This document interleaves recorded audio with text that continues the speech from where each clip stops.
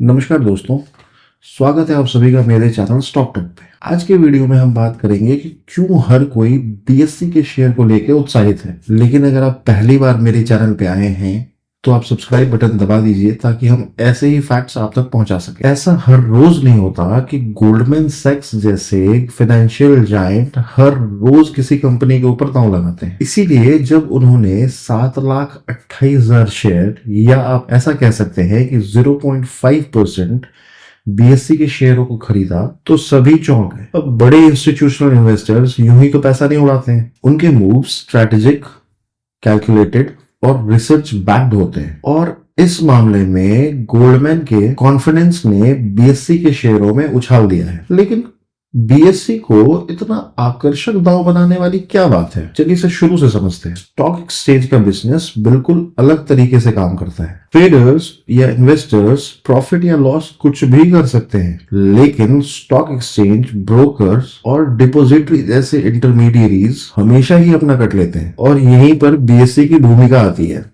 बाजार चाहे जिस भी दिशा में जाए, बीएससी हमेशा पैसे कमाता है। और ये कई तरीकों से होता है। हर ट्रेड पर ट्रांजैक्शन फीस वसूलना, पब्लिक होने वाली कंपनी से लिस्टिंग फीस कलेक्ट करना, मेंबर्स द्वारा जमा किए हुए मार्जिन से इनकम जनरेट करना, मार्केट डेटा बेचना और कॉर्पोरेट बॉन्ड लिस्टिंग और ट्रेडिंग सर्विसेज प्रदान करना। तो आप कह सकते हैं कि बीएससी का रेवेन्यू मॉडल वेल डाइवर्सिफाइड है। और जो बात इसे और भी स्ट्रॉन्ग बनाती है कि इसका बिजनेस लॉन्ग टर्म रिटेंशन और ग्रोथ के लिए बना है। क्योंकि एक बार जब कंपनीज एक्सचेंज पर लिस्ट हो जाती है या ट्रेडर्स इसके प्लेटफॉर्म का उपयोग करना शुरू कर देते हैं तो फिर स्विच करना आसान नहीं होता। और इससे एक स्टिकी कस्टमर बेस बनता है। साथ ही जैसे जैसे अधिक पार्टिसिपेंट्स इससे जुड़ते हैं, ट्रेडिंग वॉल्यूम बढ़ता है, लिक्विडिटी में सुधार होता है और अधिक बिजनेसेस और इन्वेस्टर्स आकर्षित होते हैं। इसे हम नेटवर्क इफेक्ट कहते हैं और यह समय के साथ प्लेटफॉर्म को और भी वैल्यूएबल बनाता है। इसके अलावा हमें यह भी समझना होगा कि बीएससी भारत के फाइनेंशियल मार्केट का एक इंटीग्रल पार्ट है। यह दुनिया के सबसे तेज ट्रेडिंग प्लेटफॉर्म बोल्ट प्लस को चलाता है, जो माइक्रो सेकेंड्स में ट्रांजैक्शंस को एग्जीक्यूट करता है। यह equity, debt, derivative, mutual fund और सोने और चांदी जैसे कमोडिटीज में ट्रेडिंग की सुविधा देता है। और भारत की दो प्रमुख डिपॉजिटरीज में से एक सीडीएसएल में 15% हिस्सेदारी के साथ बीएससी की फाइनेंशियल इकोसिस्टम पे मजबूत पकड़ है। इन सब बातों को साथ रखें तो आप देखेंगे कि बीएससी दांव लगाने के लिए एक सॉलिड बिजनेस है। फिर यह फैक्ट भी है कि बीएससी की अर्निंग्स और प्रॉफिट लगातार बढ़ रही है, जिस पर प्रोबेबली गोल्डमैन सैक्स की भी नजर होगी। इसे समझने के लिए इसकी रेवेन्यू का एक बड़ा हिस्सा ट्रेडिंग और क्लियरिंग सर्विसेज से आता है। और अभी the real cash cow securities services है वो सेगमेंट जो ट्रेडिंग एक्टिविटी से ट्रांजैक्शन फीस कमाता है। फाइनेंशियल ईयर 2024 में इस सेगमेंट ने बीएससी के टोटल रेवेन्यू का 59% का योगदान दिया था, जो फाइनेंशियल ईयर 2023 में 46% से ज्यादा है। ऐसा इसीलिए है क्योंकि इस सेगमेंट में ट्रेडिंग वॉल्यूम जितना ज्यादा होगा, बीएससी की ट्रांजैक्शन इनकम उतनी ही ज्यादा होगी। तो हाँ, लगातार बढ़ता volume, equity cash, equity derivative, mutual fund और क्लियरिंग हाउस इनकम के लिए अच्छी खबर है, जो इस सेगमेंट के की कंट्रीब्यूटर्स हैं। भारत के सबसे बड़े mutual fund distributor platform BSc star MF को ना भूलें।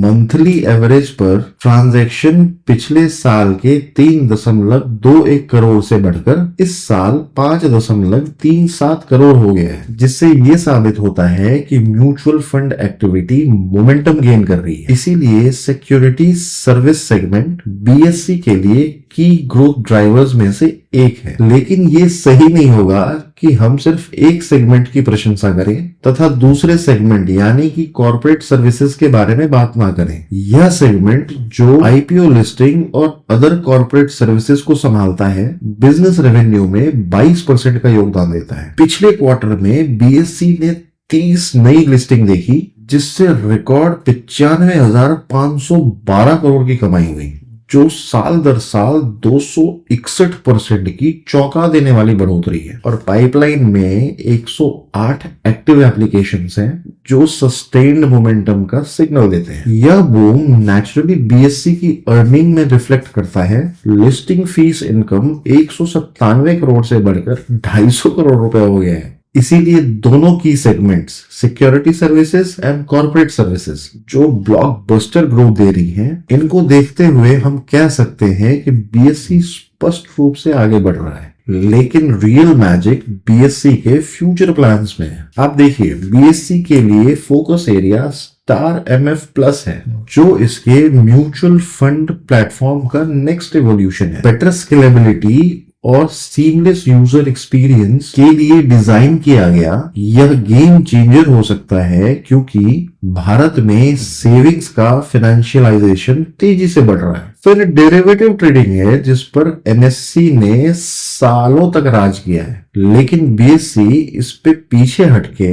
अपने मॉडल में बदलाव कर रहा है ताकि ज्यादा से ज्यादा ट्रेडर्स को आकर्षित किया जा सके और इस हाई वॉल्यूम मार्केट में अपनी हिस्सेदारी को बढ़ाई जा सके। और ये यही नहीं रुकता है, बीएससी ट्रेडिशनल ट्रेडिंग से आगे बढ़कर इंश्योरेंस डिस्ट्रीब्यूशन, पावर ट्रेडिंग और एग्रीकल्चरल मार्केट्स में भी कदम रख रहा है। इनमें से प्रत्येक कदम रेवेन्यू स्ट्रीम में डाइवर्सिफिकेशन लाने के लिए एक स्ट्रैटेजिक मूव है। और जब आप इन सभी पीसेस को एक साथ जोड़ते हैं तो बीएससी की ग्रोथ स्ट्रैटेजी बिल्कुल स्पष्ट हो जाती है। और हाँ, एक्सपेंशन के अलावा बीएससी अपने फाइनेंसियल्स में भी स्मार्ट है। अब आप पूछेंगे कैसे? खैर, इसका फाइनेंशियल परफॉर्मेंस काफी प्रभावशाली रहा है। 2024 में साल दर साल रेवेन्यू में 70% की ग्रोथ हुई, नेट प्रॉफिट में भी 275% की ग्रोथ हुई और नेट मार्जिन दोगुना होकर 50% हो गया। बीएससी की सबसे अच्छी बात क्या है? यह एक डेट फ्री कंपनी है जिसका रिटर्न रेशियो काफी अच्छा है। और जो लोग डिविडेंड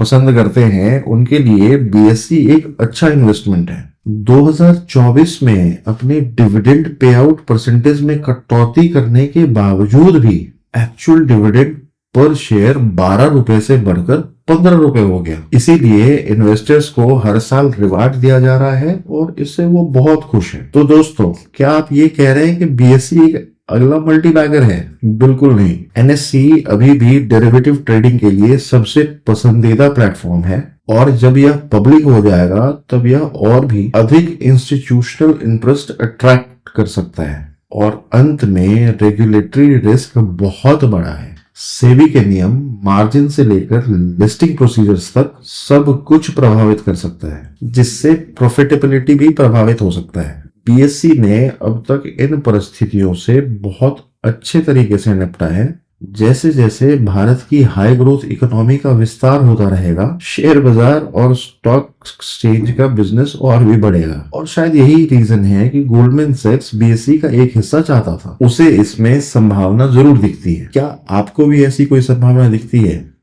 कमेंट करके जरूर अपनी राय दें।